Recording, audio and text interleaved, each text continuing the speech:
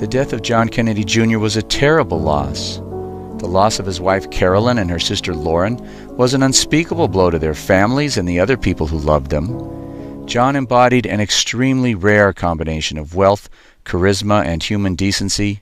As we have seen and will see, the Kennedy family members have lived and died giving their best in service to the people of America and to the world. What might John and Carolyn have done for their country and the world if they had lived?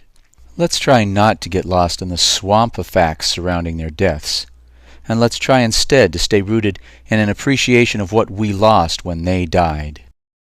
In getting started, there are some preliminary points we should discuss. The first has to do with understanding the forces at work in recent and current U.S. history. State-sponsored racism and genocide were invented by the rich and powerful in this country, and their involvement with Hitler cannot be overestimated. For example, Chase Manhattan Bank, the Rockefeller Bank in Paris, seized the assets of their Jewish depositors and then ordered Hitler to tell them to do it, which of course he did. The Nazis who run this country ordered Hitler around. Hitler represented a dictatorship of the rich bastards, of the largest corporations, of the power elite against the Democrats, who think society ought to be run by the people and for the benefit of the people. But the most powerful Nazis were not in Germany, they were right here. The Rockefellers and the Harrimans, the Fords and the DuPonts helped to create Hitler, helped to promote him and armed him. And they didn't lose World War II. Hitler did. The German people did. The Jewish people did. But the Rockefellers and the Harrimans, the Fords and the DuPonts, they won.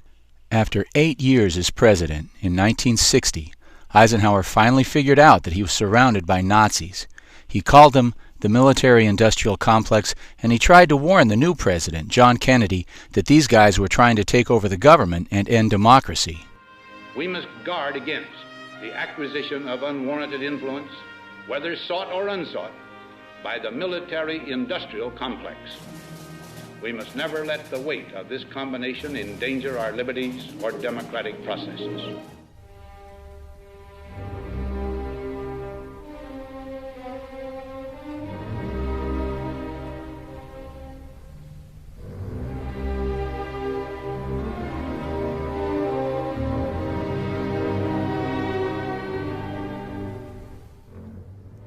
The Kennedy family has a truly amazing history. Joe, the oldest son, died in a bomber over Germany fighting Nazis. Jack died fighting the Nazis here, the military-industrial complex. They wanted the Vietnam War as an excuse to loot the U.S. Treasury. When as president, John Kennedy Sr. opposed them, they shot him down like a dog in the streets of Dallas. Bobby Kennedy, the third brother, took up the fight against the military-industrial complex and ran for president, promising to end the Vietnam War that his brother was murdered for opposing. Bobby was murdered after winning the California primary. My thanks to all of you, and now it's on to Chicago, and let's win there. Thank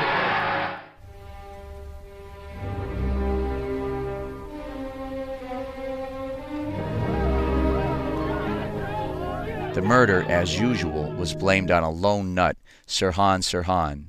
But the L.A. County coroner, Thomas Noguchi, said that the powder burns on the back of Robert Kennedy's head indicated that the shot was fired from within 1 inch. We came to conclusion that the muzzle distance would be a 1 inch from the right ear edge. But the eyewitnesses all said that Sirhan never came near enough to deliver the fatal shot to the back of the head. And Sirhan was right in front of me, right in front of the steam table and between me. In front, yeah. I had him right in front of me. I didn't let him pass me. I had my left foot on his knees, and I pushed him over. And well, how far would the gun muzzle be from Senator Kennedy's head? About 1.5 feet, I would say 1.5 feet, 2 feet. More shots were fired than Sirhan's gun was capable of firing. Sirhan said he did not remember firing the shots and that he had absolutely no reason to hate Robert Kennedy. Many investigators concluded that Sirhan was a victim of mind control, a decoy sent to divert attention while the real killer fired the fatal shot.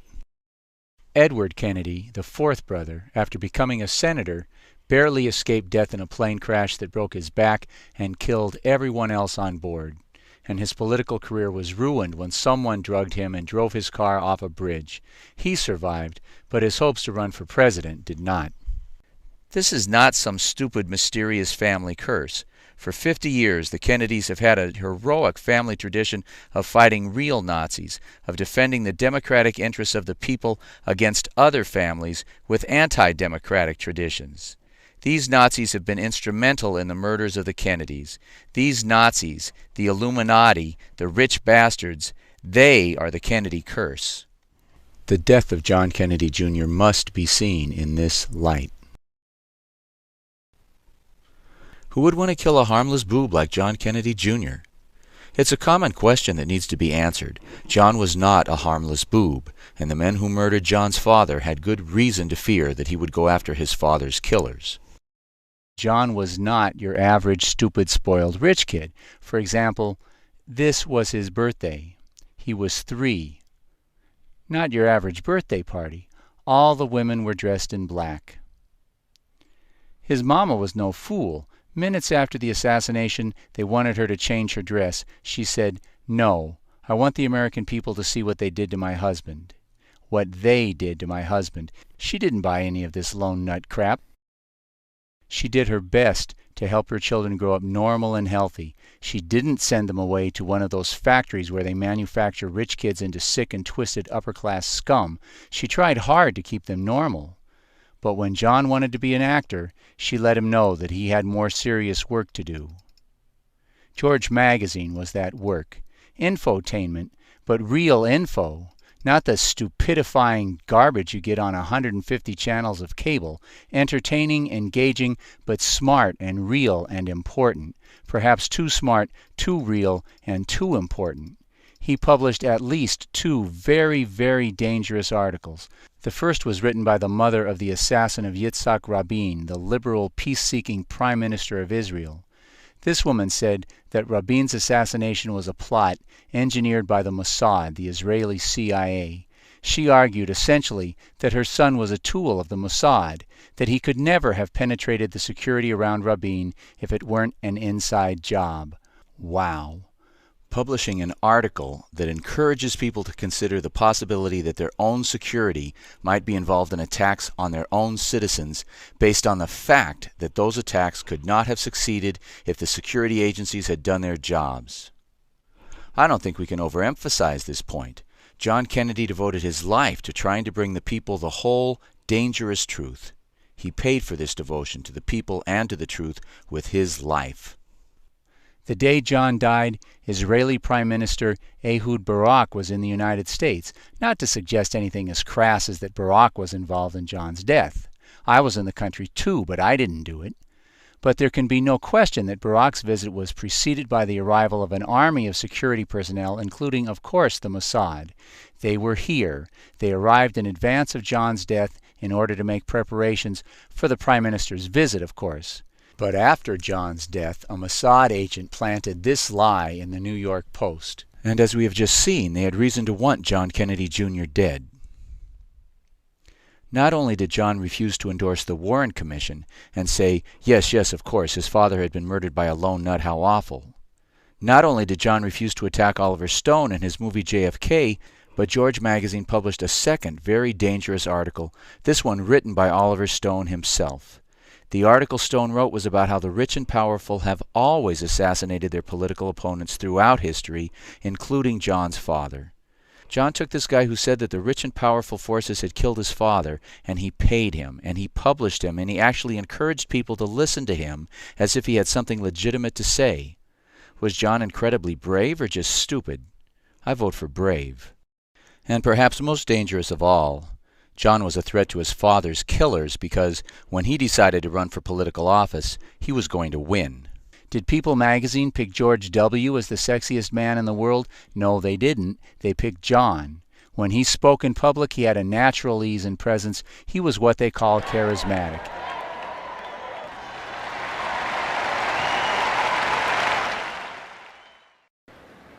Over a quarter century ago, my father stood before you to accept the nomination for the presidency of the United States. America is better because of the leadership of Edward Kennedy. He has shown that an unwavering commitment to the poor, to the elderly, to those without hope, regardless of fashion or convention, is the greatest reward of public service.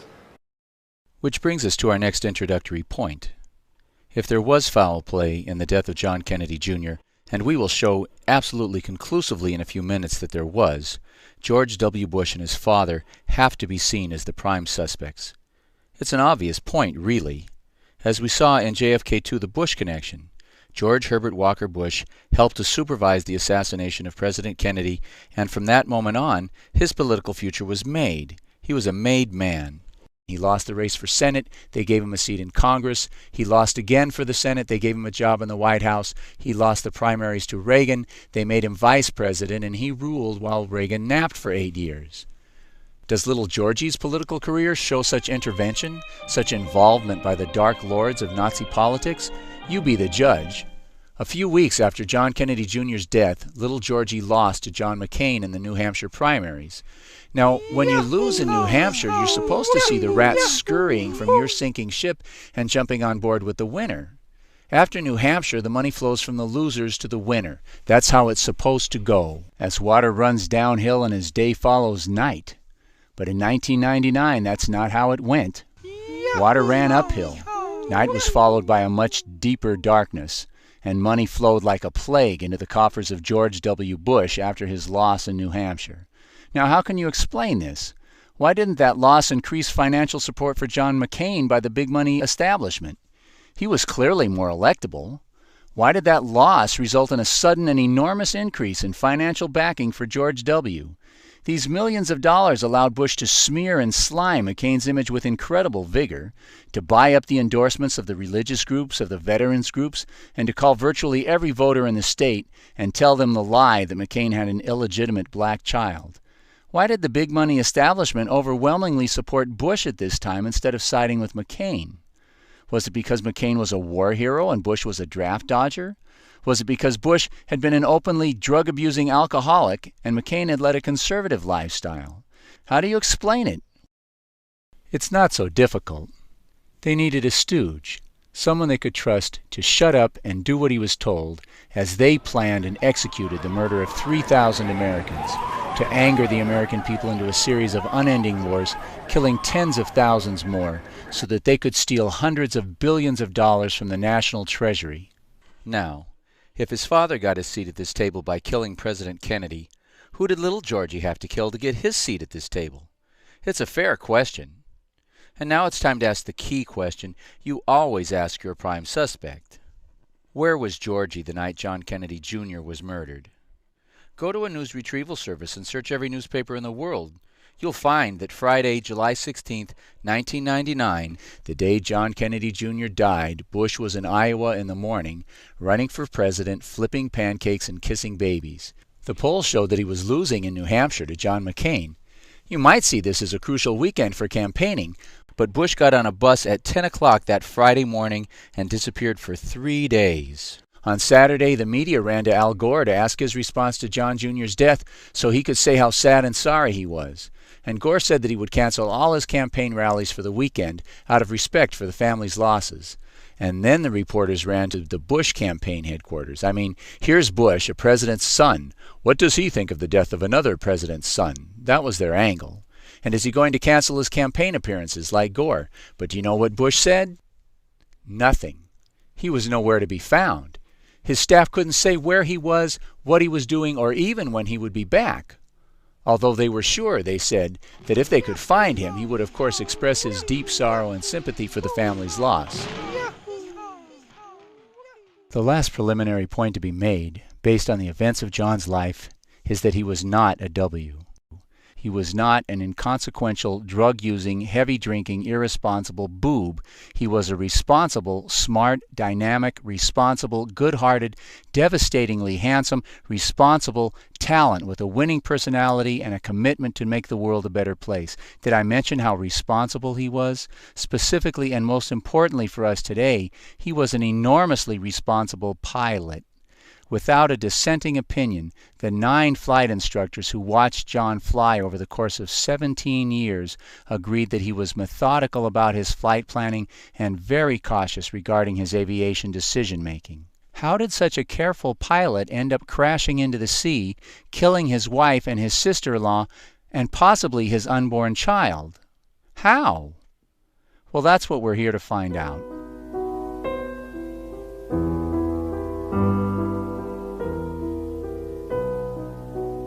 The National Transportation Safety Board, the NTSB, investigates all airplane crashes. They found no evidence in this case of any mechanical problems. The weather was clear and the moon was visible. The radar report shows that John's plane just suddenly dropped, as if someone had grabbed the controls, the steering yoke, and pushed it forward as hard as they could. It looks like a suicide. And it's standard in any accident investigation to examine the state of mind of the individuals involved to assess the possibility that the crash was not an accident at all, but a suicide. So let's do that quickly. John and his wife Carolyn were famous for a fight they had in public, and friends said that for 3 years they had disagreed about whether and when to have children. But in May, 2 months before the crash, John was very upbeat about his marriage and told Toronto businessman Keith Stein that he was looking forward to fatherhood. Stein said, quote, he talked about having kids as if it were imminent in their future. On John's fatal last Friday, he told his staff not to worry about their jobs because, quote, as long as I'm alive, this magazine will continue to publish, unquote. This would be a really cruel thing for a guy to say who was planning to kill himself in a few hours. On his last Friday afternoon, John and his wife's sister, Lauren, arrived at the Essex County Airport in Caldwell, New Jersey at 7:30. Witnesses say Carolyn arrived 15 minutes later at 7:45, and yet, while conditions worsened as the skies became more and more hazy as the sun went down, they sat around for 45 minutes. Why? What were they waiting for? This is an anomaly. It doesn't make any sense. In any case, at 8:30, 45 minutes after arriving, John, his sister-in-law, Lauren, and his wife took off from Caldwell, New Jersey, and headed northeast towards Martha's Vineyard, ascending to a cruising altitude of 5,500 feet. An NTSB radar analysis shows the final moments of the flight in great detail. At 9:33, the plane, still headed northeast, began descending from its cruising altitude of 5,500 feet. At 9:38, the plane, while still descending, began a slight turn to the right so that it was headed due east, lining itself up with the southern coast of Martha's Vineyard. This was John's favorite approach to the Martha's Vineyard Airport since it allowed him to fly over his mother's home on the southern shore where he spent many childhood summers. At 9:38 and 20 seconds, the plane completed the turn and stopped its descent. The plane was now at 2,200 feet. But it's against FAA regulations for a plane to fly below 2,500 feet without first contacting the tower. So in a manner which is absolutely typical of John's carefulness in following procedures, he brought the plane back up to 2,500 feet. At 9:38 and 50 seconds, with wings level, the plane was on final approach with 14 miles to go to the airport. At 200 miles per hour, the plane would land in about 5 minutes. At 9:39, John contacted the tower. We don't know how long this conversation lasted, but at 9:40 and 15 seconds, 1 minute and 15 seconds later, the plane suddenly dove out of the sky, falling 2,500 feet in 45 seconds, crashing into the water at 200 miles per hour.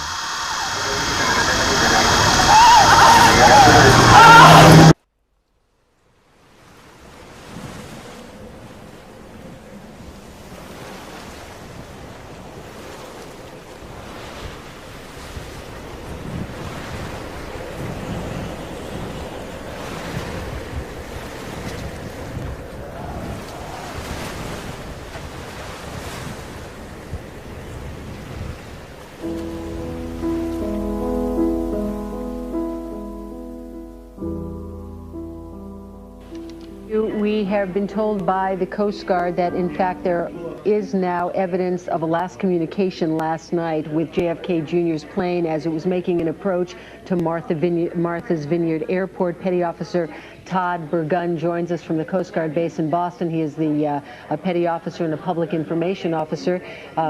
Thank you for being with us, sir. What can you tell us about this last communication with JFK Jr.'s plane? All I really know at this time is that it was at 9:39 p.m. and it was with the FAA, and it was on its final approach to Martha's Vineyard. So at 9:39, to the best of your information, JFK Jr. made a contact with the airport, with the flight controllers, the air traffic controllers at Martha's Vineyard Airport, that he was on a final descent. That is correct. At 9:39. Todd Burgun is a professional. What you heard him doing just now is what he does every day. He answers reporters' questions about the Coast Guard's involvement in rescues of plane and ship disasters. We have seen that at precisely 9:39, the plane had stopped descending and paused at 2,500 feet. FAA regulations require that the plane pause at 2,500 feet, contact the tower, and receive permission to continue. And Burgun reports that it was at this precise moment, 9:39, that Kennedy did in fact contact the tower. Burgun's report is absolutely consistent with the radar information that we got from the NTSB that was used to reconstruct the last moments of the plane before it crashed. Burgun's report is absolutely credible. If he had been off by 1 minute on either side, if he had said 9:38, he'd have been wrong. The plane was still executing the turn and was not yet on final approach. If he had said 9:40, he'd have been wrong. The plane was on its way into the water. How was he able to identify the exact minute that the plane was holding at 2,500 feet, waiting to get clearance from the tower before descending? He had to have gotten that information from FAA flight personnel in the tower at Martha's Vineyard Airport, that Kennedy indeed contacted the tower at 9:39. There is no other possible explanation. This question of radio contact with the Martha's Vineyard Tower is enormously important for a couple of reasons. You see, whenever you contact air traffic control, your particular radar blip is then entered into the FAA's air traffic computer system. If anywhere on your flight path your plane should happen to descend below 100 feet, the computer will immediately set off an alarm at the FAA traffic control facility. So therefore, as a result of Kennedy's 9:39 radio contact with the tower, the plane should have set off a low-altitude alarm in the FAA's traffic control offices when the plane descended below 100 feet. The FAA should have begun the search at 9:40 when this low-altitude alarm went off. They knew before the plane hit the water.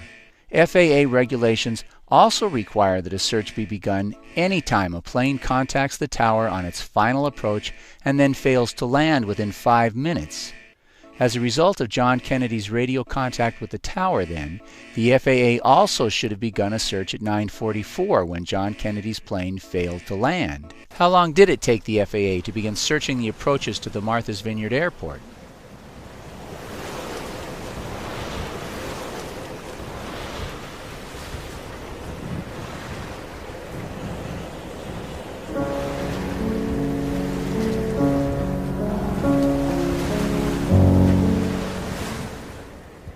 If this outrageous delay was actually part of a criminal conspiracy, then it's obvious that this information about John Kennedy contacting the tower would have to be disappeared. And it was disappeared. At 12:30, Burgun was removed. He was silenced. He disappeared from any further reports of any kind. In fact, all government agencies, including the FAA and the Coast Guard, suddenly went silent, and reporters were now referred to the Pentagon. That's right. Suddenly the Pentagon became the center for reporting what was supposedly a peacetime activity of search and rescue, resulting from a peacetime accident. All right, we're told the Pentagon news conference is about to get underway. Let's go there right now. This is an easily used facility, both the Department of Defense and the Coast Guard, and to try to describe to you what... The Pentagon overtly took control of the news reporting of the crash. This was certainly extraordinary. And Lieutenant Colonel Steve Rourke was brought out to do the official line. I only know for sure that they did not talk to the tower at Martha's Vineyard. No need to mention Todd Burgun's report, because it now officially never happened. Nothing to see here, folks. Now let's move on. Along the route, they may have spoken to somebody, but certainly not at Martha's Vineyard. Certainly not at Martha's. They never made contact with the tower at Martha's Vineyard. That's my understanding. Colonel Rourke is lying. There's no way that Bergen's report could be false. None. The news people didn't believe Rourke for 1 second, and they continued all through the day to report what Bergen had told them. At 10 o'clock, and as we've been telling you all afternoon, his last contact with Martha's Vineyard Airport was apparently at 9:39 with air traffic controllers about 17 miles off of Martha's Vineyard, and that is now... Of course, if they wanted to make Bergen's report go away, the killers also had to shut down the honest people at FAA who had told Bergen about the tower contact, and they did. Do you have any knowledge about that, or whether they contacted Otis, or whether they contacted any other tower within the region? No, I do not have any more information, and the FAA would be a better point of contact. I have time for one waiting to hear from the Federal Aviation Administration on anything they might add as a result of listening to the tapes, the conversations between, the transmissions between the airplane, John F. Kennedy Jr.'s airplane, and air traffic controllers on the ground. Your sister-in-law. It would be really interesting to hear from the Federal Aviation Administration. They must have by now listened to the audio tapes of the air traffic controllers' conversations with JFK Jr.'s airplane from the time that it left. I'm surprised that we haven't heard anything from the FAA just yet. Hopefully we will hear something from them soon that will give us an indication of what might have gone wrong. From the radar screens, the FAA has said nothing this afternoon. We've only heard from the Coast Guard officials and for the Civil Air Patrol people, but this is what we have. With JFK Jr.'s plane. This report by the official Coast Guard spokesman was probably the most significant piece of information that appeared in the early reports and was then washed away. But it certainly wasn't the only piece of professional on-the-scene reporting that was disappeared from the news by the conspirators at the Pentagon. At about 02:15 this morning, Coast Guard Operations Center at Group Woods Hole in Woods Hole, Massachusetts, received a telephone call from a family friend indicating that John F. Kennedy, his wife Carolyn Bissett, and his sister-in-law Lauren Bissett, who had earlier departed from Caldwell Airport in Fairfield, New Jersey, were late in arriving at Martha's Vineyard. Now wait. John Kennedy Jr.'s plane was expected at the family home at 10. Friends of Lauren's were expecting her at the Martha's Vineyard Airport at 9:30, but no one reported the plane missing for 4 hours, not until 2 a.m.? That's not a very believable story, is it? And it's not true either. Connection at that point, because that's a question that I've had. If they knew the plane was missing, and this is what I heard earlier this morning, that there were family members, a family member of Lauren, or a friend of Lauren Bissett, the sister-in-law of John Kennedy Jr., Carolyn's husband. They were apparently waiting for her at the airport, and when she didn't arrive... These friends of Lauren Bissett, waiting for her at the Martha's Vineyard Airport, contacted Adam Budd, a licensed pilot and airport employee who first contacted the Martha's Vineyard Tower and then called FAA officials in Bridgeport, Connecticut to report that, quote, Kennedy Jr.'s plane was overdue. Any one of these phone calls should have caused the FAA to begin a search. Instead, FAA officials did nothing. Rescue and search crews were contacted early this morning when family members expecting the Kennedys at Martha's Vineyard at about 10 o'clock heard nothing, contacted the airport, were told there had been no word from the plane. They contacted FAA officials who then... In response to these phone calls, the FAA officials did nothing. 1 hour later, at 11 p.m., Senator Edward Kennedy became involved. He contacted the FAA to let them know that the plane was missing. A U.S. senator is going to be able to get some action, right? Wrong. The FAA officials did nothing. Pretty outrageous. And as you can imagine, it attracted the attention of the reporters trying to cover the story, and they tried to grill Colonel Rourke about this outrageous discrepancy. Linda Killian from People magazine. I just wonder if there's any information about why, when the plane was expected in about 9:30, if there's any idea why you were not notified until 3 in the morning, and how important... Well, now you see why the Pentagon had to take over the press coverage.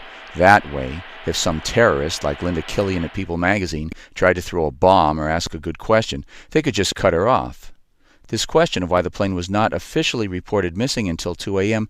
never got answered, never got asked again, and never got any mention in any of the media. But so did the Kennedys just give up trying to get a search started? No, they didn't. At 2:15 a.m., a family friend, Carol Radowell, got the bright idea to contact the Coast Guard. The plane was flying over water. Perhaps the Coast Guard could act on its own and search the water, even if the FAA was refusing to cooperate and search the skies. But let's first acknowledge here that if a plane is missing and you call the Coast Guard instead of the FAA, the Federal Aviation Administration, it's either because you're retarded and you don't know the difference between flying a plane and sailing a boat, or it's because you have exhausted all hope of getting the FAA to act. The Kennedys aren't retarded. By 2:15 in the morning, they were desperate and they called the Coast Guard to look for a plane. The Coast Guard cooperated, I guess you could call it that. They contacted the FAA. Ay, Meshuggah. But at least now the FAA was on notice that another government agency was involved. They had to do something, and so the FAA did something. The FAA contacted the Air Force, the government agency most obviously criminally involved in the events of September 11th. The Air Force contacted the Coast Guard, letting them know that the Air Force, not the Coast Guard, was now in charge, letting them know that the Coast Guard should now do what the military tells them to do, and the Air Force then sent the Coast Guard on a wild goose chase to search an area 100 miles away from anywhere the plane might have gone down. Meanwhile, from 2 a.m. until 7:30 a.m., the Air Force and the FAA did nothing. At 6:30 a.m. on a Saturday morning, Ted Kennedy woke up John Podesta, Clinton's chief of staff. At 7 a.m., Podesta woke up Clinton. At 7:15, Clinton told Podesta to call the Air Force and tell them that if they didn't have a search underway in 15 minutes, they shouldn't bother to come to work on Monday because they would all be fired if they weren't in jail. The Air Force said, "Oh, you want a search? We'll give you a search," and they scattered 2 planes and 2 helicopters across 20,000 square miles of ocean. The Air Force kept them searching this vast expanse for the next 5.5 hours. Now, obviously, not everybody at FAA was involved in a criminal conspiracy, with Colonel Rourke and the Air Force and the Pentagon. After all, Bergen got his information about the tower contact from some honest person at the FAA, and many other professionals at FAA also did their jobs as usual. For example, studying the radar tapes of Kennedy's flight, performing what is called an NTAP radar analysis. The name of this type of review of the radar records, NTAP, means that you go back to takeoff. You start with the plane identifying itself to the tower, giving its N number, its registration number. In this case, N529JK. The plane's radar blip is identified at takeoff, and this particular blip is then followed along its flight path until it disappears, indicating the crash site. The New York Times says this information was available at 5 a.m. and hard-working, honest news people with contacts at FAA got a hold of this radar information, and they put it into their TV broadcasts, and they put it up on the screen at the same moment that they were asking Colonel Rourke to explain why, 8 hours after the results of the NTAP radar study were available, the search vessels were still scattered all over the Atlantic, when the radar showed definitively that the plane had gone down on the western approach to Martha's Vineyard. Colonel Rourke, Martha Raddatz from ABC. ABC is reporting today that the plane possibly went into a dive about 19 miles off the coast of Martha's Vineyard. Does that mean the search will start focusing right there and you will pull away from, say, Long Island or other areas you're searching, or will you pretty much go about what you're doing? We'll continue on the same track that we're on, which is to search the entire area. We have nothing that absolutely pinpoints one area as opposed to another, so we can't rule out the entire flight. The reporter can't believe what she's hearing. Can it be that this guy, the spokesman for a day, chosen by the Air Force, doesn't even know about the radar information? So she asks him. Are you hearing those reports at all about 19 miles off Martha's Vineyard? The radar... I'm sorry, go ahead. The radar indicated that at some point that the plane may have gone into a dive?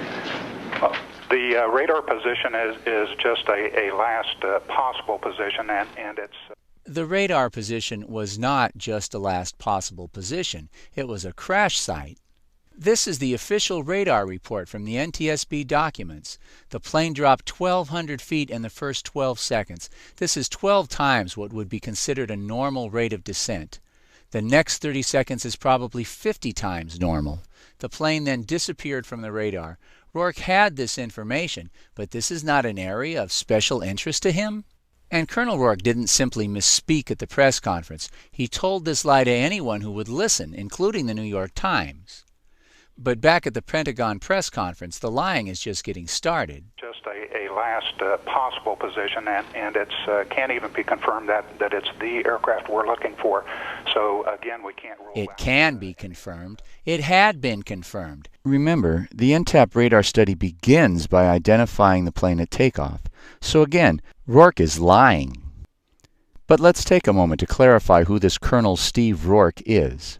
Lieutenant Colonel Steve Rourke, R-O-A-R-K. He's currently the director of the U.S. Air Force's National Search and Rescue School, which is at the U.S. Coast Guard Station in Yorktown, Virginia. He is the former director of the Air Force Rescue Coordination Center. He is physically in the Rescue Coordination Center right now.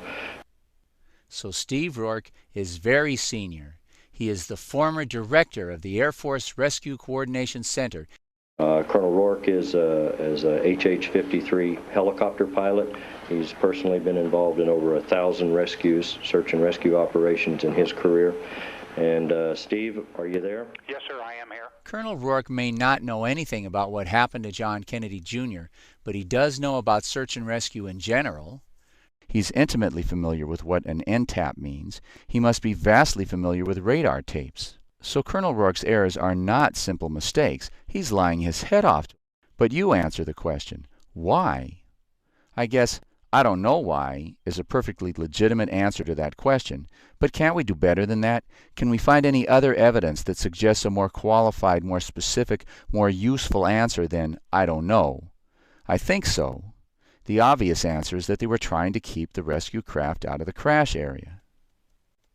Our search, and by about 1 o'clock this afternoon, we had narrowed that focus down to an area of about 17 miles southwest of Martha's Vineyard, consistent with the kind of flight path that we would expect flying VFR from Caldwell, New Jersey to Martha's Vineyard. At about that same You get the point. The FAA knew where Kennedy's plane had gone down before it hit the water.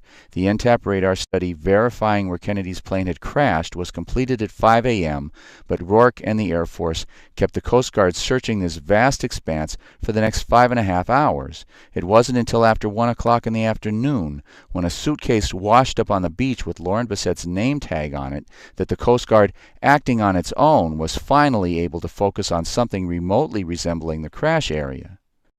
One last point on this question. All civil aircraft are required to carry an emergency beacon, or an ELT. These emergency locator transmitters are crash activated. If a plane crashes, the ELT sends out a signal that is received by a network of satellites that can instantly locate the crash within a matter of a few feet. So, where did ABC get the information for this picture, which shows a beacon in the crash area?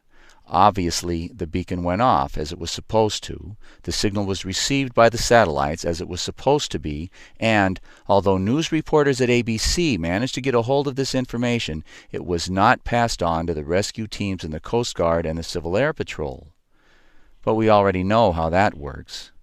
The question then is why? Why didn't Rourke and the others involved in this criminal conspiracy want the searchers to know where to search? Again, I don't know is a pretty legitimate answer, but, again, can't we do better? Well, let's keep putting together the pieces we can and see what kind of picture we get.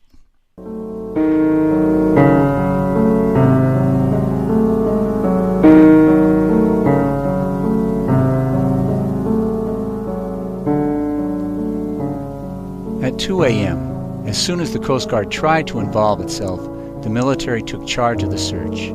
As we've seen, they hit or destroyed many pieces of vital information. In addition, the Mafia, the military, and their accomplices have also seen fit to lose many crucial pieces of information which are essential to our being able to see and understand what happened. through dumb luck and hard work and invaluable help from others, we've been able to replace many of these missing pieces. We also heard that they picked up a radio beacon, the emergency beacon that these airplanes are equipped with, and they're set to go off on impact. And that we now know, for example, that it is more than likely that John's emergency beacon, the ELT, went off and was received, but that this piece of the puzzle was removed. We can easily replace it. We found out that Adam Budd reported the plane missing at 10 o'clock.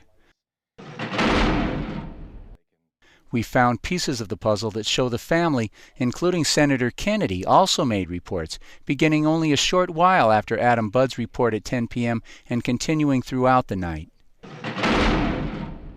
The NTAP radar information, as well as the news that John Kennedy contacted the Martha's Vineyard Tower on his final approach, also got lost.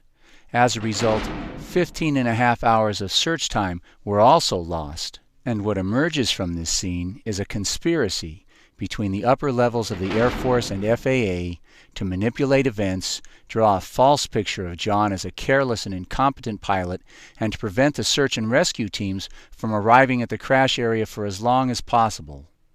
And there are more missing pieces. For example, all of John's flight instructors would be shocked to find out that, according to Colonel Rourke and his friends, on this particular flight, John did not follow two of the most basic and routine safety procedures. He did not, according to the bad guys, file a flight plan. And they say he did not contact any of the radar facilities along the route of his flight to Martha's Vineyard.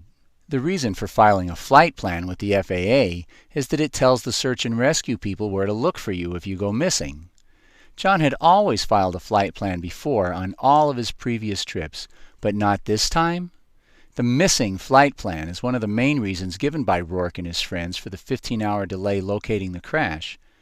There are also several good reasons that a careful and conscientious pilot like John would always contact the air traffic control radar facilities along the route of a flight. First, contacting the controllers allows them to warn you of any hazards in your area. For example, if a jumbo jet has engine trouble and unexpectedly has to turn around and then comes barreling up behind you, the controllers can warn you, if you contact them, to watch out, and they can tell you where to go to get out of the way. If a storm develops suddenly and comes sweeping into your flight path, the controllers can warn you, if you contact them. In addition, when you contact them, the air traffic controllers give you an identifying radar code that you punch into a device on your plane called a radar transponder. Your onboard radar transponder then sends out a signal, which is picked up by the FAA's radar, so that your radar blip now tells them exactly who you are and what your altitude is. And, as we discussed before, when you contact the controllers, they enter your transponder's blip into the computer system, so that if your plane descends below 100 feet anywhere but on the runway of your target airport, an alarm goes off in the FAA air traffic control facility telling the controllers to send a search and rescue team to come and get you. So contacting the controllers or not contacting them is not exactly a small deal, and it was unheard of for John not to follow such a basic procedure. So Rourke and his friends say that John Kennedy never contacted anyone and never filed a flight plan, and idiots like this guy point to this as evidence to show that John was a careless, irresponsible daredevil who deserved to die. But, given Rourke's record of lying about everything else, the fact that Rourke says anything certainly doesn't mean that we should believe it, maybe the opposite. And given John's 17-year record of careful, meticulous adherence to safety procedures, it seems more than likely that John did file a flight plan and that he did contact the air traffic control facilities along the route, but that his flight plan and all of his contacts with air traffic control somehow became missing pieces. John's plane had a simple cockpit voice recorder that should have preserved a record of the conversations and noise that took place during the last 5 minutes of the flight. But when the plane was recovered, the backup battery, which was necessary to preserve this information, was missing. And so, therefore, this critical information of what happened during John and Carolyn and Lauren's last moments is also missing. Is it possible that during the 15-hour delay, or later after the plane was recovered, that someone removed the battery in order to prevent us from knowing what transpired in the final minutes of the flight? But what would they accomplish by doing such a thing? What could they have been trying to hide? At this point, we can't even begin to guess. Witnesses saw John talking on the phone in the minutes before he took off. Who was he talking to? And what was he talking about? It's a small piece, and maybe unimportant, but at this point it attracts our attention because it's missing. It's supposed to be in the report. The NTSB is supposed to investigate this question. It's their routine to do so, and for obvious reasons. I mean, what if Kennedy had threatened to kill himself and his wife during this phone call? That would be important. Was he telling relatives not to wait up for him? That would help to explain the delay if it were true. Was he talking to a flight instructor, making plans or canceling plans? We don't know. The NTSB has the phone record. Given the clear evidence in this case of a conspiracy by Rourke and others to hide the truth about what happened, the fact that it's missing should automatically attract our attention. Our response should be, it's missing, it must be important. Those who knew John's personal flying habits say that John kept his flight log in an aquamarine duffel on his plane. Witnesses familiar with John, his flight log, and this duffel were watching the news of the crash on CNN and saw this duffel being recovered among the debris from the crash. CNN's website also covered the story of the debris recovered after the crash and quotes a witness who specifically mentions this duffel as among items recovered by the police after it washed up on the beach at Martha's Vineyard, and you'll notice that this bag was described as being intact. So what? Well, according to the witnesses, if the bag was intact, it would have contained John's flight log. Again, so what? Who cares? I mean, why would anyone want to hide the flight log from us? Well, the flight log records who was on the plane, and it does this for one principal reason, so that if the plane crashes, we can recover the flight log and verify who was on the plane. Then we know how many bodies, living or dead, we should be looking for. The insurance companies know whose policy they have to pay out on and whose they don't. To the insurance companies, anyway, answering the question of who was on the plane is not a small deal. This question will become even more important in just a minute. Right now, the most important lesson I need you to have learned from the murder of JFK is how to smell a rat. Please recall how we saw that the reports from professional, reliable, on-the-scene witnesses of shots from the front disappeared. They were replaced by unsubstantiated reports that all the shots came from behind. The point is this: when rich and powerful bastards are killing a Democratic leader, our best chance to find out the truth will come from the earliest reports.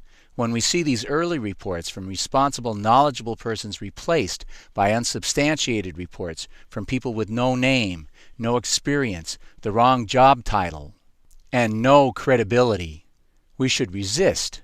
We should demand to see credible, substantiated, supporting evidence before accepting the new version that someone is trying to sell us. We need to recognize that this exchanging of bad information for good by itself is evidence that supports a charge of conspiracy to murder. At this point, according to what the family has told us, it is believed that Kennedy was the pilot of the plane and that, in fact, he was the only pilot on board. There had been earlier reports that perhaps there had been a fourth passenger, a flight instructor. According to the family and what they have told us, that is not the case. The family is also saying that they are not sure that JFK Jr. had the proper license to pilot the plane last night, though the FAA has in fact not confirmed that. Now let's slow down and examine this statement very carefully. What does it tell us? The earliest reports said that there was a flight instructor on the plane. Please recognize then that the idea that a flight instructor was on the plane should not be casually dismissed, even if later some nameless person, known only as the family, began running around telling all the media a couple of really controversial things. Let's take the second part about John Kennedy's pilot's license first. The family is also saying that they are not sure that JFK Jr. had the proper license to pilot the plane last night, though the FAA has in fact not confirmed that. Jeez, John Kennedy didn't even have a license? What the hell did he think he was doing? Careless, irresponsible, stupid rich kid, acting like a daredevil with his wife on board. Too bad about her, but hell, he deserved to die. This is the kind of ugly truth you would think the family might want to keep quiet about. But what if it weren't true? What kind of family member would say it to the press if it weren't true? It wasn't true.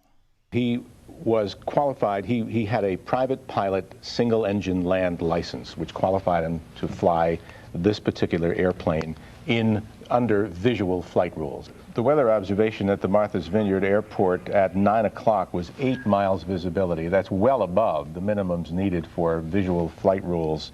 At 10 o'clock, it was 10 miles. We've heard from a number of people who were down on the vineyard and on the Cape last night that the moon was visible. So it's pretty apparent that the sky was not, there was no cloud cover, at least not a significant cloud cover. So 6 or 8 miles visibility, that would put it well into the category of visual flight rules so long as the ceiling was at 1,000 feet or better. It wasn't true. Kennedy had 17 years' experience, over 300 hours of flight time, enough to qualify to become an instructor. He had recently taken the performance test to get his instrument license, allowing him to fly blind in the thickest fog, and passed. But the weather was clear, and he was legal to fly even with his old license under visual flight rules. So why did this mysterious person named the family say it? Are there members of the Kennedy family who enjoy Kennedy bashing? The description of Oswald mysteriously going out over the police radio indicates that the killers had infiltrated the Dallas Police Department. This baseless false report suggests that the killers have some of their people identifying themselves as the family and spreading lies. But for now, let's simply make the point that the person calling themselves the family and telling these vicious lies about John's license is also the source of the story that there was no flight instructor. And now let's have a good hard look at the question of whether there was a flight instructor on the plane. The early report that there was indeed a flight instructor on the plane came from an entirely reliable source, Carol Radowell. Remember how the FAA ignored all the calls from the family and now claims that no one from the family ever told them anything about a plane being missing? Radowell is the clever and resourceful family friend who called the Coast Guard at 2 a.m. while other family members were sleeping. Radowell told the Coast Guard there was a flight instructor on the plane, but how could she know? She wasn't on the plane. The NTSB says that no cell phones were used after the plane was in the air, so how could she know for sure what changes may have taken place in the moments just before takeoff?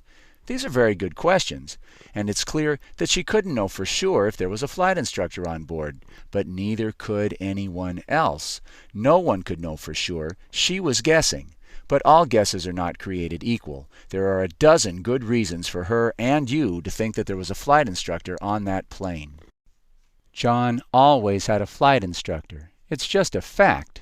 In the weeks after the accident, the NTSB investigators could find no one who had ever known of an incident where John flew his new plane without a flight instructor on board. As far as anyone knew, John never flew that plane without a flight instructor. There was a reason for this. John had owned this plane for a little less than 2 months. It was much more powerful than his old plane and had lots of high-tech safety features like a very sophisticated autopilot that could help him fly much more safely once he learned to use these sophisticated safety features. So he needed a flight instructor to teach him to use these fancy guidance systems. It's just a fact. It had been an unusually hazy summer. John had flown to Martha's Vineyard 8 times in the previous month.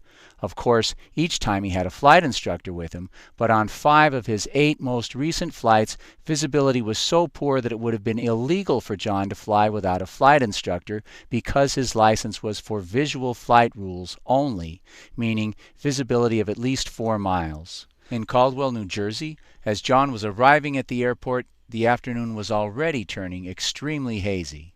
So John had every reason to think that he was going to need to have a flight instructor with him on this flight in order to be strictly legal. And according to all of his flight instructors, he never broke the rules and was always very cautious in his decision-making. So for John to have taken off alone, flying into weather that looked hazy along a route that he knew usually had poor visibility, would have been totally unlike him. We mentioned earlier that John and his sister-in-law, Lauren Bissett, arrived at the airport at 7:30. Witnesses say Carolyn arrived 15 minutes later at 7:45, and yet, while conditions worsened, as the skies became more and more hazy as the sun went down, the three of them sat around waiting for 45 minutes until 8:30 before taking off. Why? What were they waiting for? Can anyone suggest a more likely explanation, or any other reasonable explanation at all other than that they were waiting for the flight instructor to show up? But suppose the scheduled flight instructor had not shown up. This would not be a problem for John. He routinely called them at a moment's notice for any sort of emergency. Clark, somebody originally said that he had a flight instructor because he was concerned about the cast on his leg. Mm-hmm. Secondly, I heard also someone suggest that he had a flight instructor with him because he is working on an instrument rating. And that's how you work on an instrument rating. You fly with a certified flight instructor who sits in the right seat. You sit in the left seat, and as you normally would, and you fly, and the instructor's there to guide you and to take over, frankly, if you get into any trouble. So those could be the two reasons there was some suggestion or speculation that he might have had a flight instructor. Let's take these two reasons one at a time. The second one first. Kennedy was working on his instrument rating, but he had passed the written exam. He had passed the performance evaluation, but he needed to log hours, so that he had every reason to fly with an instructor and no reason to fly without one. And now let's get back to that first point.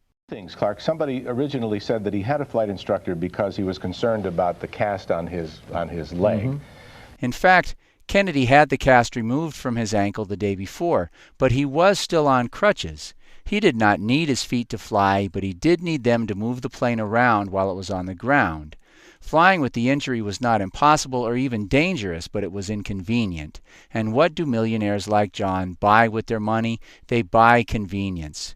It would have been much more convenient for John to have a flight instructor along.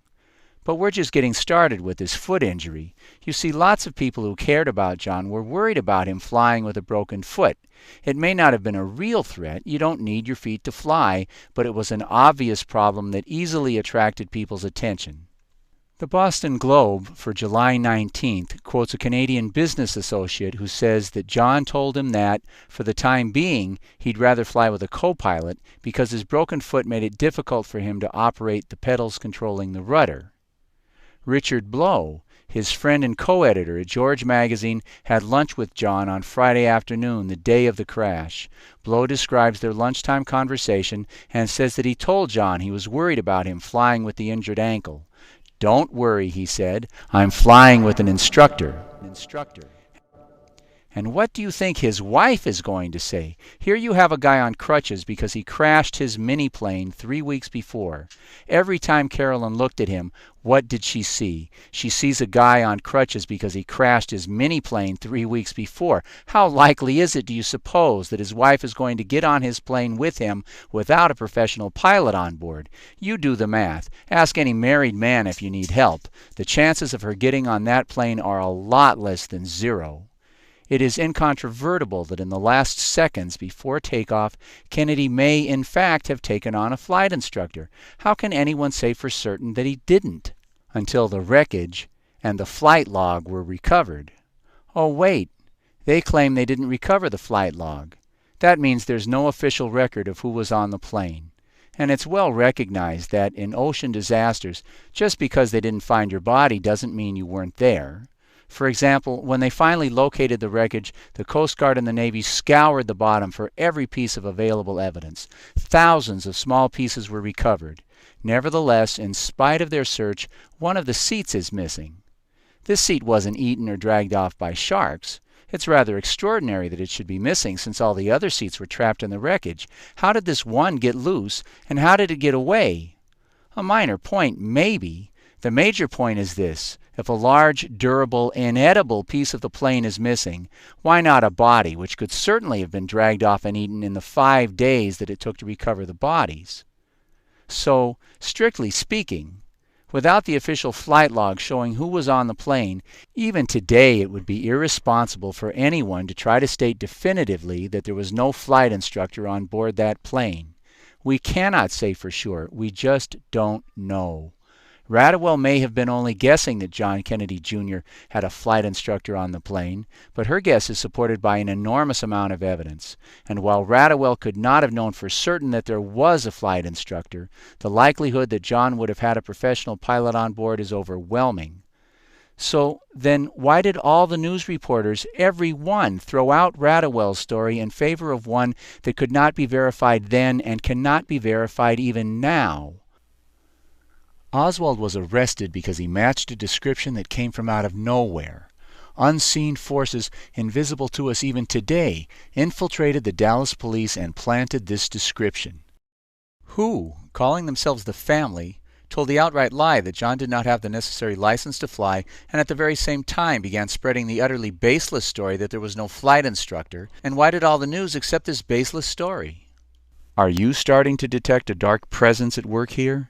The lying of Colonel Rourke, the FAA saying that they didn't get any of the many phone calls the family made, the incredible 15-hour delay in sending search craft to the crash site, the mass of other missing pieces. This information is disturbing for what it suggests. It smells really bad, but the outline of what's really going on is far from clear. Let's see if we can sharpen the picture to get a better view of what's going on and who's involved. In their final report, a year after the accident, the NTSB featured the dramatic story that one of John's flight instructors had offered to fly with him, but that Kennedy told him that, quote, he wanted to do it alone. This story dominated the news about the final report, as well it might. Stories of Kennedys killing themselves are red meat for the press. They love it.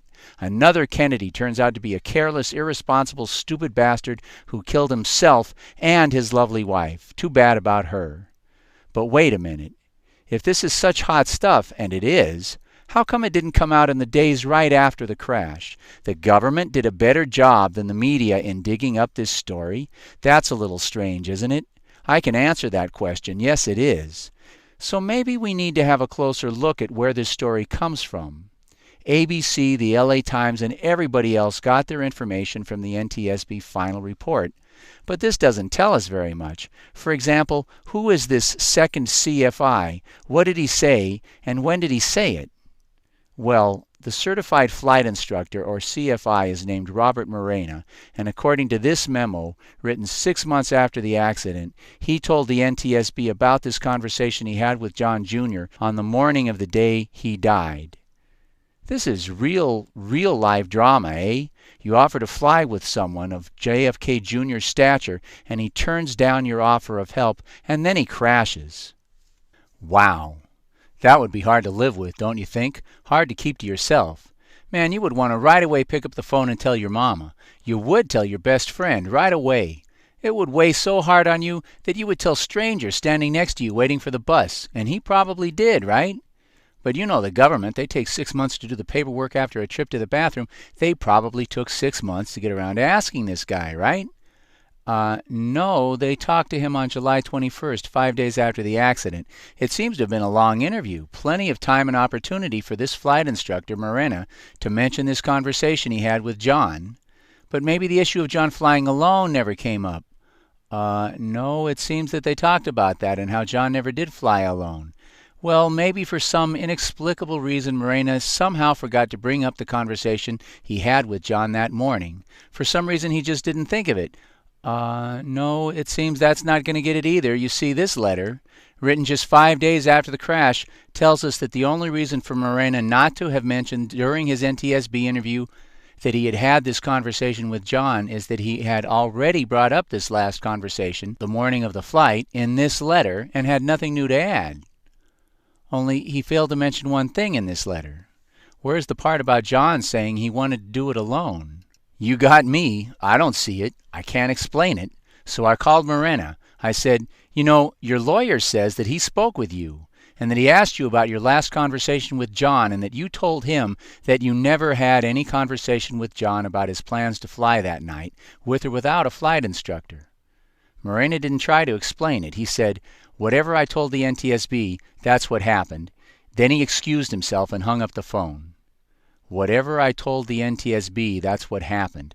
But you see, Bob, that's part of the problem. I don't know what you told the NTSB. Not only because you told your lawyer that you didn't say anything to the NTSB about John wanting to do it alone, but I also don't know what you told the NTSB because the NTSB violated the most basic procedures in preparing this document. You see, in any official government interview by any official government agency, they're supposed to tell us when and where the interview was done. If no lawyer is present, they're supposed to acknowledge that the interviewee knows that he has a right to have one present, and when they're done with the interview, they're supposed to type up a summary like this one, and then they are supposed to have the interviewee sign it, as they had Christopher Benway do here, verifying that the contents of the interview summary are correct.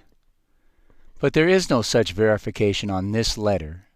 Did Morena say it? He wouldn't answer the question. David Muzio, the NTSB investigator who prepared this nasty piece of work, refused to talk to me and referred me to his supervisor, who would not answer the phone, would not return messages, would not answer letters or emails. But now let's review. 1.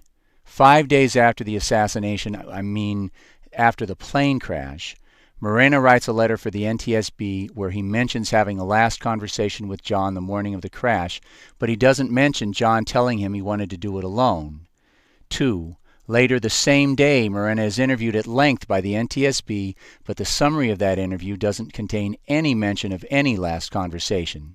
3. 6 months later, the NTSB writes a memo saying Morena has suddenly remembered the crucial details of this crucial conversation. The unverified memo says nothing about how, when, or where Morena was interviewed. And 4. A month after that, in response to an NTSB inquiry, Morena's lawyer says that this sudden recollection is false, never happened.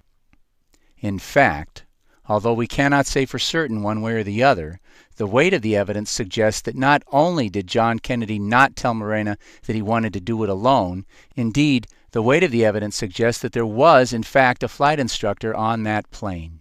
Nevertheless, Morena's utterly incredible story was put into the NTSB final report and was then carried as the lead story in all the major media. I'm not implying, I'm saying, you can put this stuff on your roses, but don't you dare swallow it. How could the NTSB have accepted this story? How could they have included it in their final report without mentioning the lawyer's letters and the other glaring inconsistencies? And how could they have claimed to be finished with their investigation without resolving any of these inconsistencies? I don't get it. Oh, wait a minute. Yes, I do. But we're supposed to be able to learn from our past experiences. We're supposed to know something by now about how the bad guys manipulate the news when they kill one of the good guys. And if we have learned anything, we should be ready then to bet the farm that there was a flight instructor on that plane. So, they're trying to make us think there was no flight instructor. That means there was one. Okay. Makes no particular sense, but okay. So, they must have delayed the rescue for 15 hours so they could recover this guy's body. Am I missing something? Is there some other possible explanation? Well, at least now we have an explanation for the delay. It's a lousy explanation, but it's all we've got. Apparently, they pulled this guy out still trapped in his seat, which is why one of the seats was missing.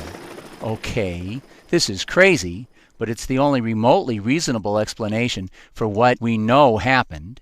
I mean, why else present this dubious crap to us to make us think there was no flight instructor? Why else delay the rescue for 15 hours? I mean, that delaying of the rescue, what a mess. ABC got the beacon. The freaking Coast Guard spokesman, Todd Burgun, is running around telling everybody about how Kennedy contacted the tower, forcing Senator Kennedy to wake up Clinton just to get a plane in the air. All of this screaming evidence that something dark and evil is going on. Why would they do it?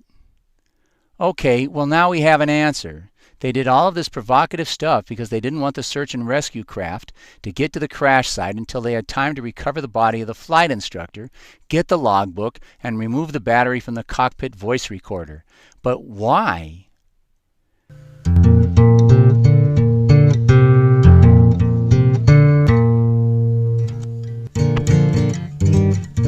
Maybe I should just let it lay, but I won't. I guess it's just the kind of animal I am. Maybe I'm a little bit like them that way. See, they could have just left it alone too, and they didn't. I mean, suppose they let the news people keep the story that a flight instructor was on the plane, and suppose the body of a flight instructor got recovered. What does that prove to a suspicious guy like me? I can tell you what. Not a damn thing. But the instant, the millisecond I heard that the story had changed, that suddenly there was no flight instructor, the hair stood up on the back of my neck. No fooling. I knew right then I had to start looking as deep as I could go. And the way things are now, with the evidence we now have in hand, the one thing that is clear here is the presence of an unseen hand at work, trying to guide us to think that there was no flight instructor on the plane. And to me, that about proves that there was one. You may think that sounds crazy, but now answer me this then. Why did they steal the father's body and alter his wounds? Why? No good reason, but they did it. And because they did it, we now have 3 eyewitnesses to the deed, giving us our only real clear proof of government involvement in the conspiracy to murder. Thank you very much. It was a stupid idea for them to have did it. What can they gain by it? Nothing. The government doctors were going to lie about the wounds. Dr. Humes was going to say what they told him to say. It didn't matter what the wounds looked like. But they went ahead and they did it anyway for the pure pleasure of doing it, because that's just the kind of animals they are. Well, come on if you're coming. I'm going in after 'em. Ain't no help for it. It's just the kind of animal I am.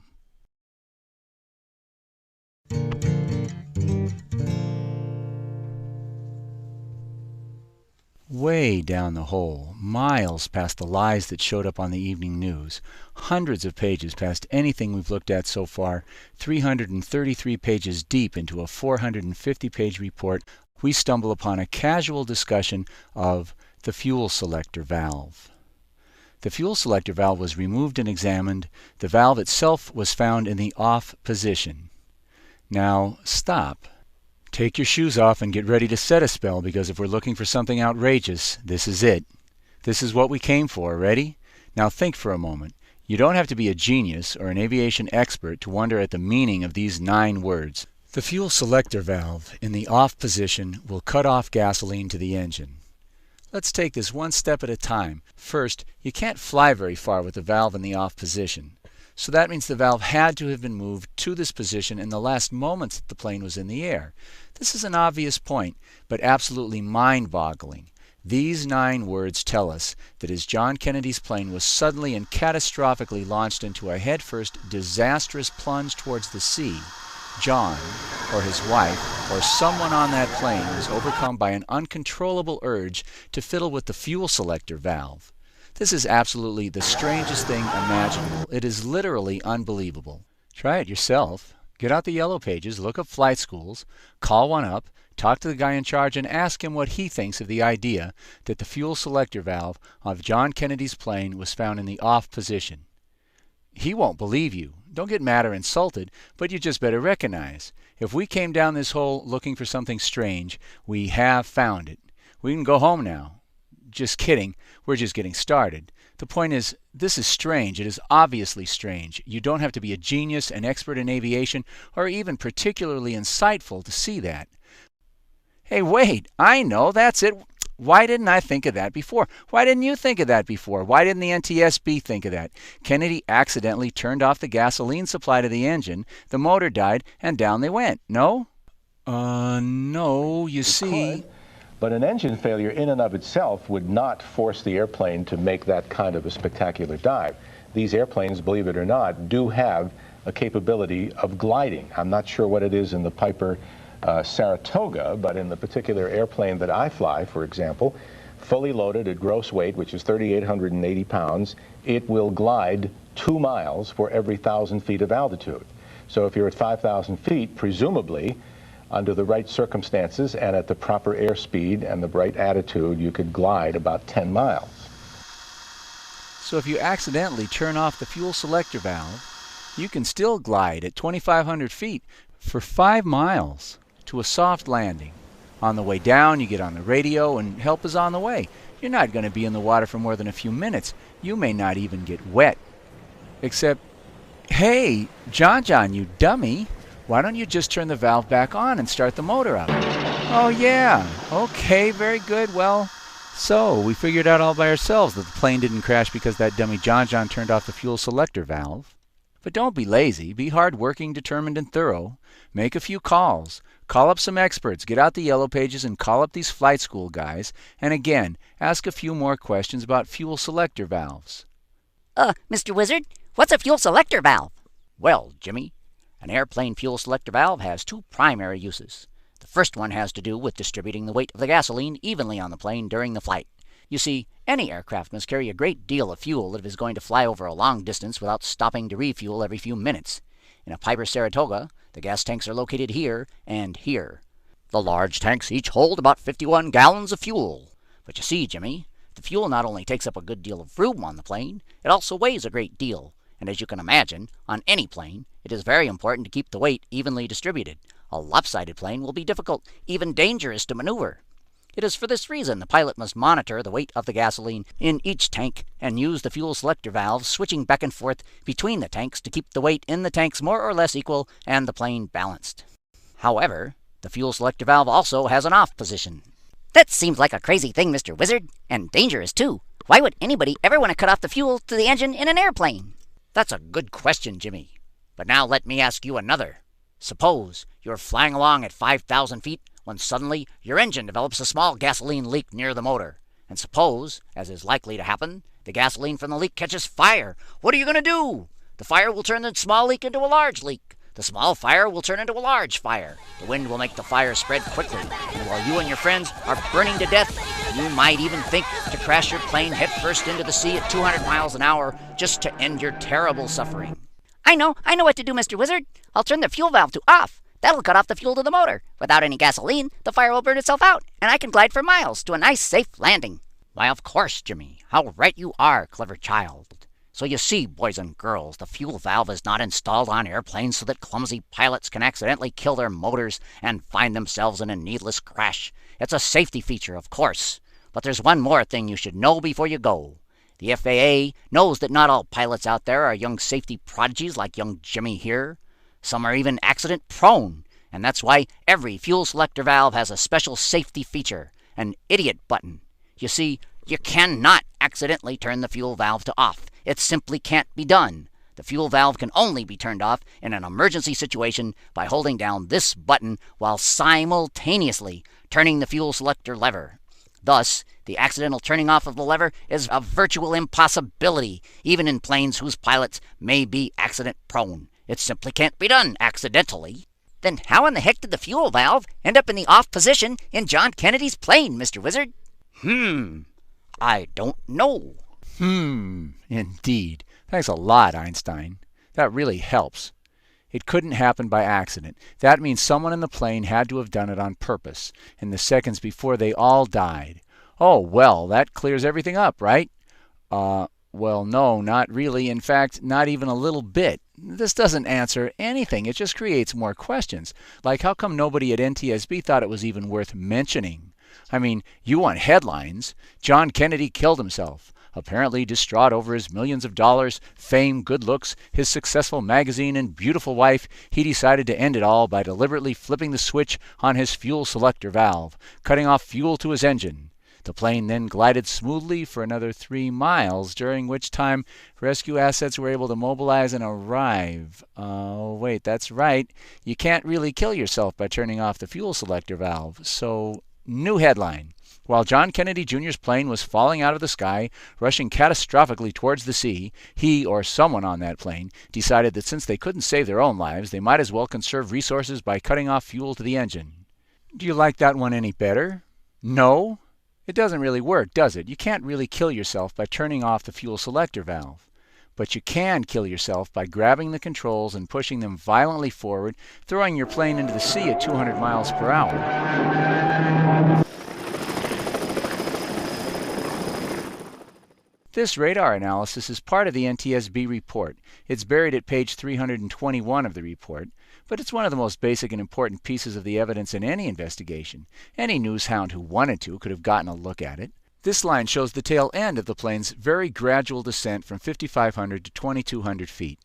Kennedy had not yet contacted the tower at this point, and FAA regulations require that you contact the tower before descending below 2,500 feet. So, being the meticulous pilot that he was, John brought the plane back up to 2,500 feet. and contacted the tower.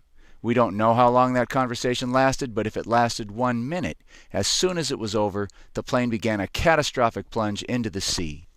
The conclusion seems obvious, doesn't it? It doesn't seem to matter what view you look at, south to north or east to west. It does not appear to be an accidental crash. It certainly looks as though someone on that plane decided to commit suicide the fun way, with a bunch of other people. There's no spiral to be detected in these depictions of the radar evidence. There's no disorienting movement of the plane of any kind. No one was able to find any evidence in the wreckage of an explosion, fire, or other catastrophe. It appears then as though someone grabbed the controls of the plane and pushed them violently forward. How could the NTSB have missed this? How is it not worth mentioning as a possibility? How did the sharks in the media not go nuts over this blood-red evidence of more Kennedy's self-destruction? I don't know, but those aren't really the questions I'm trying to answer here. You see, I'm still hung up on that freaking fuel valve. I mean, let's say John decided for no apparent reason to kill himself, his wife, and his sister-in-law in his mother's front yard. That's right, isn't that sweet? The plane crashed just offshore of Jackie Kennedy's house on Martha's Vineyard, where John and his mother and sister spent many happy summer days. Some of the debris from the crash actually washed up on the beach in front of her house. So let's say that he decided to do that. And he decided to do it on the day before his cousin Rory's wedding, just to ruin the memory of her wedding in everyone's mind forever, so that they could remember the occasion the way he remembered his 3rd birthday as one of the saddest days of their lives. Okay, let's just accept the obvious for the sake of simplicity, that someone on that plane decided to commit suicide in the most monumentally ugly and hurtful way anyone possibly could think of. But the thing that's still bugging me is that John, or whoever committed murder-suicide, paused to carefully and deliberately turn the fuel valve on. Just in case the engine were to catch fire on the way down. This is still a freaking nutty explanation. Can't we come up with something that makes a little sense? But there it is. What you going to do? Ignore it? Deny it? Lie about it? Well, that's been done pretty well up till now, and we didn't come all this way just to close our eyes to the stuff we found. We came to see what we could see. So let's keep looking, right? I mean, what else? Keep looking, keep asking those questions. So I opened the Yellow Pages, again, and started calling up flight instructors, again, talking to the ones who felt like talking about pilots who crash, talking about fuel selector valves, and pilots who turn their fuel selector valves to off as they are casually committing murder-suicide by plunging their planes, full of people, into the sea. It seems that it happens more often than you might imagine. You see, I was talking to this one old boy about John Kennedy's fuel valve, and he says, "Yeah, that's mighty strange, all right, but strange things'll happen sometimes, you know. But hey now, I know another strange fuel valve story. You know that guy in Egypt Air 990? He turned off the fuel selector valve." And I said, "What?" And he said, "Yeah. You know, there was that flight out of New York City, Egypt Air 990, 15 weeks after John Jr.'s crash. There was a plane full of Egyptian military people, and right after takeoff, one of the pilots walks into the cockpit and says something about Allah Akbar, and bang, he grabbed the controls, the yoke, the steering thingy, and he pushed it all the way forward, sending the plane plunging straight down towards the ocean. Well, there's about 5 other pilots standing around, and they all jumped on this one maniac and pulled him away from the controls. And then they started struggling, pulling back on their steering yoke, trying to pull the plane out of the dive. But the plane had gathered speed and momentum, and a big airliner doesn't want to turn very easily under the best of circumstances, and so these guys are really struggling. And so while all the pilots are occupied with trying to bring the plane out of its dive, the maniac simply turns around and pushes the idiot button and turns the plane's fuel valves to off, instantly killing the engines. Now without engine power, a 757 is a hulking dead weight, and the plane simply continued its natural course, plunging into the sea, killing 217 people. Damn. Well, thank you, Professor. That's a hell of a story. And folks, that's just the beginning. Egypt Air 990 hit the water 50 miles from where John Kennedy Jr.'s plane went down. Now there's a coincidence for you. And I should probably mention, no one in Egypt buys this story. First, outside of military operations, Muslims don't commit suicide. It's just not part of their culture. Secondly, the family insists that he had nothing to be suicidal about. His family loved him, his career was solid, his life was good. So many Egyptians think that it's more likely that the plane was taken out by an Israeli missile in order to kill all the military people on board. But the black boxes were recovered, which not only recorded the sounds of the pilots' voices and the sounds of the struggle, but a second black box recorded the readings from all the gauges and the movements of any levers and instruments used by the pilots to control the plane, including the steering wheel thingy, the steering yoke, and the fuel selector valve. Well, there's a third explanation. See if you like it any better. According to this theory of what happened, the maniac pilot on Egypt Air 990 was a Manchurian candidate. He'd been hypnotized, programmed, brainwashed by some country's intelligence agency to kill himself and everyone else on that plane by pushing the controls forward. But most importantly for our investigation, this theory says he had also been programmed to then turn the fuel selector valve to off. He had been programmed to do it 3 months after someone on John Kennedy's plane did exactly the same thing. What do you mean programmed? Hollywood has made 2 movies in the last 40 years with the title The Manchurian Candidate. Both movies tell the story of individuals who have been programmed through mind control techniques to murder political figures. The films are not based on fantasy. You can scarcely imagine how delicate and easily manipulated the human mind is. The next time a hypnotist entertainer is in town, take in the show. This fuel valve business made me want to know more about hypnotism, so I went to see this guy, Mark Sweet. You would not believe it if you hadn't seen it. Only a handful of the people who volunteered and got up on the stage actually went under and were hypnotized, but those who were would believe anything this guy said and therefore do anything this guy asked. Here he tells 2 of them that their butts are glued to the seat and they can only free themselves by wagging their tongues around in the air. Believe me, if that bench had had an airline steering yoke attached to it and Mark told them to push it violently forward and then turn off the fuel control valves, they would have done it. After the show we talked to them and their families. This was not a setup. But don't take my word for it. Go yourself. The CIA has been studying the potential of hypnotism to fulfill their requirements for mind control for 40 years. They would like you to believe that in 40 years they've learned nothing. Of course they're lying, but how much is there to study? Using hypnosis, Mark can make a person do anything. The only difficulty then is that not everyone is easily hypnotized. You can bet then that the CIA spent the last 40 years messing with people's minds, trying to figure out how to hypnotize anybody they want. This guy was just fooling around. The CIA, however, was not. The CIA has conducted mind control experiments under the title MK Ultra for 50 years, many of them at this Canadian hospital. Here, the CIA's fascist scientist, Dr. Gottlieb, used all kinds of fancy techniques in his experiments. They would use intensive electroshock and LSD and other disorienting drugs to, in his terms, de-pattern individuals, basically to wipe the slate clean. Second, using tape-recorded messages, try to program in new behaviors by repeating these messages hundreds of thousands of times, while the victim was immobilized with other drugs. And the final phase was to try to wipe the slate clean so that people could not, again, remember what had happened to them but still have the new behavior.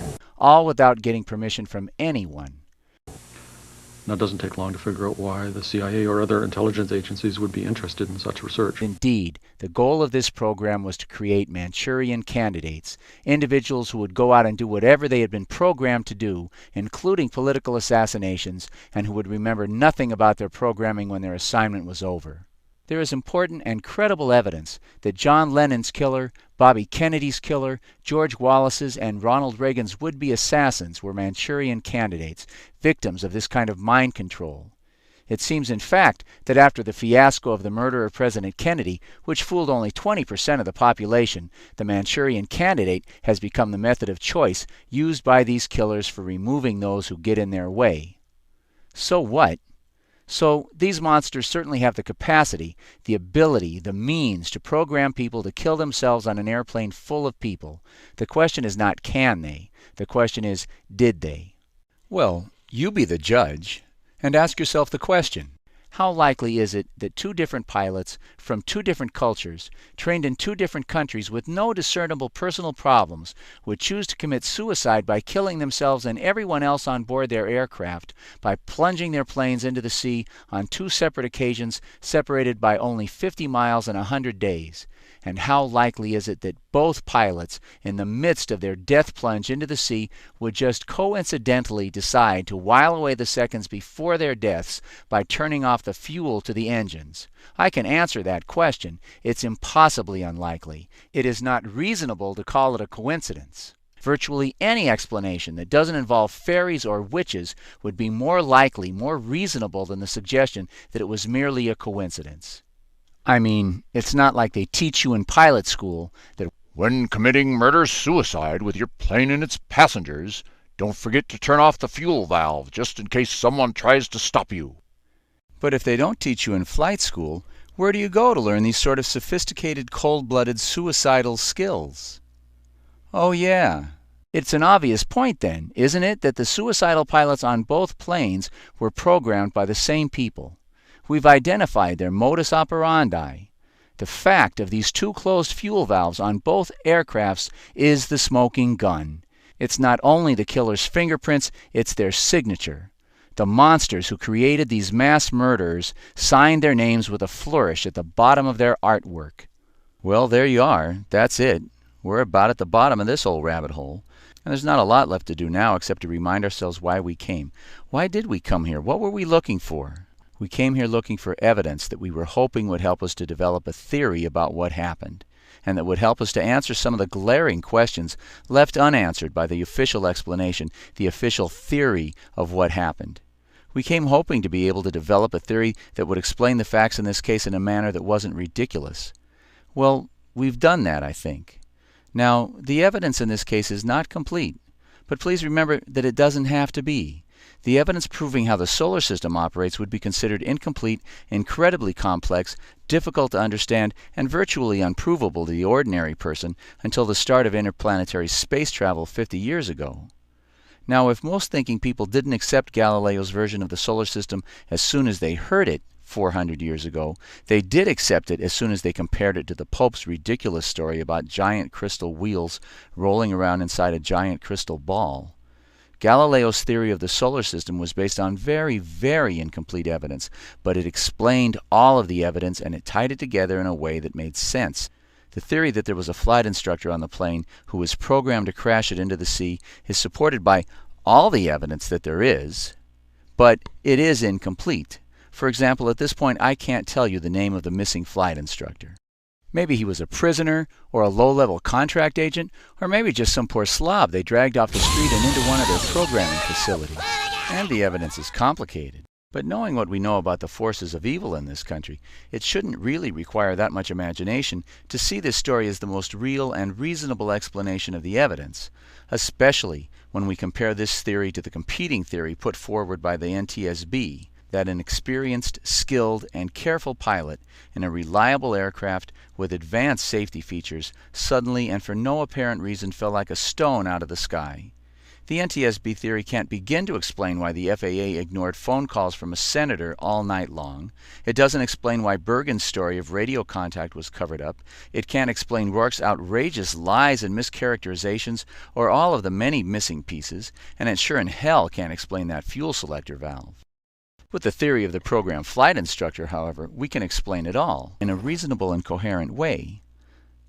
The plan was to commit the perfect crime, to grab the body of their Manchurian candidate, pull him out of the wreckage, and whisk him away, leaving no evidence of their crime. No one could ever possibly figure out how they did it. And they left no evidence, except for the 15-hour delay dispatching the search and rescue craft to the crash site. They must have let Georgie, Dick, and Rummy get involved. And as they have with the economy, energy, post-war Iraq, and Hurricane Katrina, they totally screwed it up. They let the plane sink. And then rather than go with Plan B and just let the flight instructor's body get recovered, they created this outrageous delay, without which this investigation would never have begun. The NTAP location was withheld from the Coast Guard and the Civil Air Patrol from 5 a.m. when it was available until the luggage began to wash up on the shore at 1 p.m. in order to give the bad guys time to recover the body of the flight instructor. Do you doubt me? They were out there. They were seen out there. Listen to this. Okay. Lieutenant Colonel Richard Stanley of the Civil Air Patrol, we appreciate your talking to us. If Kelly Tuthill is still standing by... Richard Stanley has been out searching the dry land areas at Martha's Vineyard since 7:30 a.m. He's now speaking at 12:15 a.m. Listen closely. In case the plane, in fact, had gone down there. Go ahead. Now, going back to what you had, you said you heard rumors of an NTAP west of That's correct, yes. Yeah. I saw the Coast Guard out there. That's the only thing I had that would hint in that direction. Okay. Yeah, there are reports that there were radar contacts within a few miles west of the vineyard. Yeah, So you did see Coast Guard vessels out there searching? Not vessels, helicopters. Coast Guard helicopters? Yeah. Okay, very good. Okay? Okay, thank you, sir. Sure thing. Now wait a minute. Stanley is speaking at 12:15 about events he saw early that morning. Admiral Richard Larrabee of the Coast Guard said several times that the Coast Guard did not get the information necessary to begin a focused search until 1 p.m. And by about 1 o'clock this afternoon, we had narrowed that focus down to an area of about 17 miles southwest of Martha's Vineyard.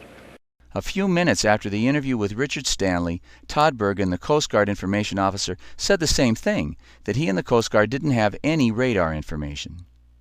And that's the last time the plane was heard from. That is correct. At approximately 2,500 feet, 10 miles offshore. That's my understanding. Like I said, as far as that radar location, I do not have that information. Officer, is there anything that I failed? Remember at the Pentagon news conference, at about 1:30, Colonel Rourke insisted that despite the radar information, that they were not focusing on one area.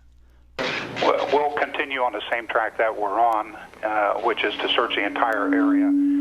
All these people say there was no information that would lead to a focused search of the waters off Martha's Vineyard, and yet Richard Stanley says... Correct, yes. Yeah.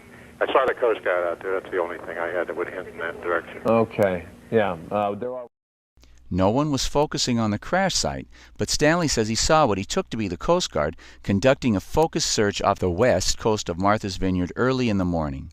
But that's not possible. In fact, just to be clear, the Coast Guard says it wasn't them.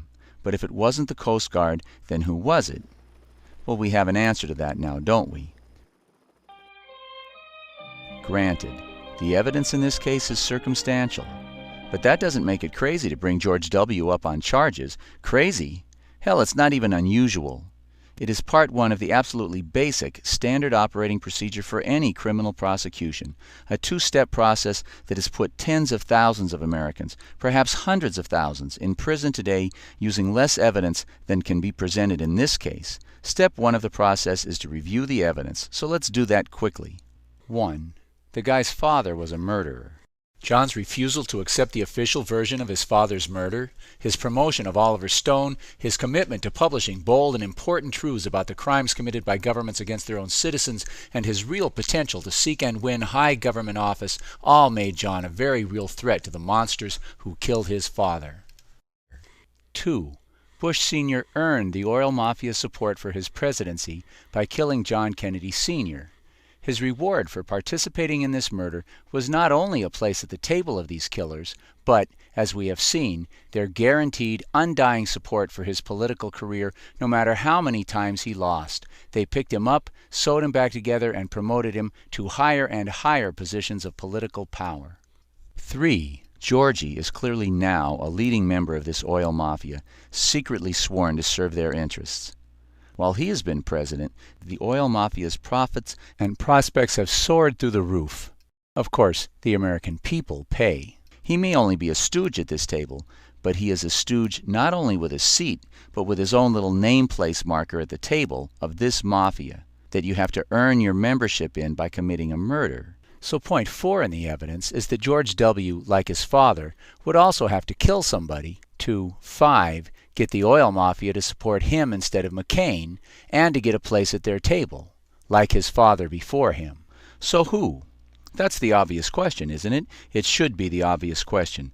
Who do you suppose these sick and twisted bastards decided Georgie should kill to make his bone? They decided, the father kills a father, the son should kill the son. They liked the poetry of it.